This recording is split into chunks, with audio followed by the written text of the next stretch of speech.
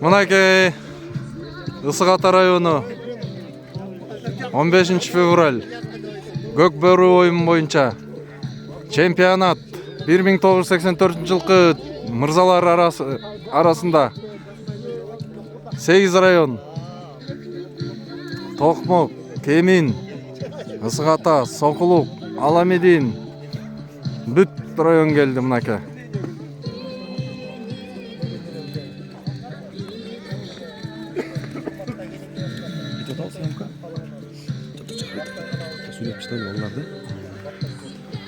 Ассаламу алейкум жалпы жамаат, бир туугандар.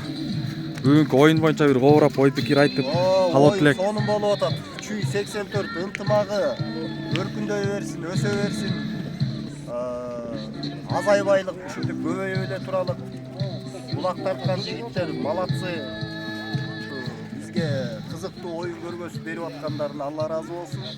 Ысык Ата районунун жигиттерине отдельно дагы Алла ыраазы болсун, ушундай сыйылмат көргөзүп, шерине тосуп, дастарконун жайып, жалпы 384-тү сыйлап атканыңарга Алла ыраазы болсун.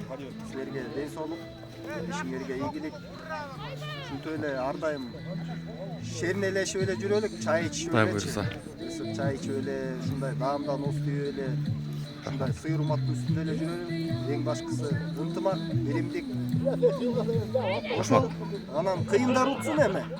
Сокулук негизи эле кыйын. Үчтөлөр тең. Кел досум. Бир коорап кой. Assalomu alaykum.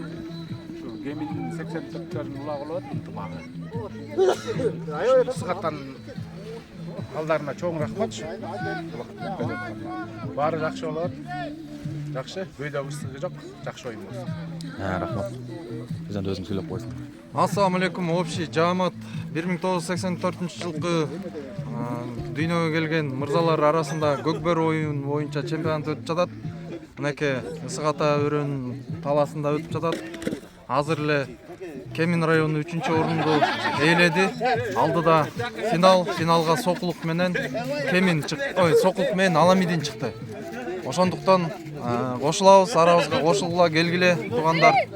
Ар дайым оюн бийик. Кемин район жигиттери. Ассаламу алейкум. Коорап бир жамаатка. Ата чоң рахмат. Ата жакшы деңгээлде болот. Кел Амирсап. Чүйдүн кырандары 84 жамаат. Биринчиден Аллахыма шүгүр, ушундай күндү көрүп аткан. Бүгүн 15 февраль кезектеги Ысык Ата оюну, Ысык Ата району булак оюнун ынтымагын эме өткөрүп атышат шерине. Баары жакшы ойдогудай болуп атат. Атчал жеңил болуп Аллахтын жардамы менен ушундай жакшы деңгээлде өтүп атат. Ысык Ата районуна чоң рахмат. Жакшы даярданыптыр. Баары жакшы. 3-орунду алдык биз Кемин. Рахмат. Жакшы. Жылыш бар. Байга куттуу болсун.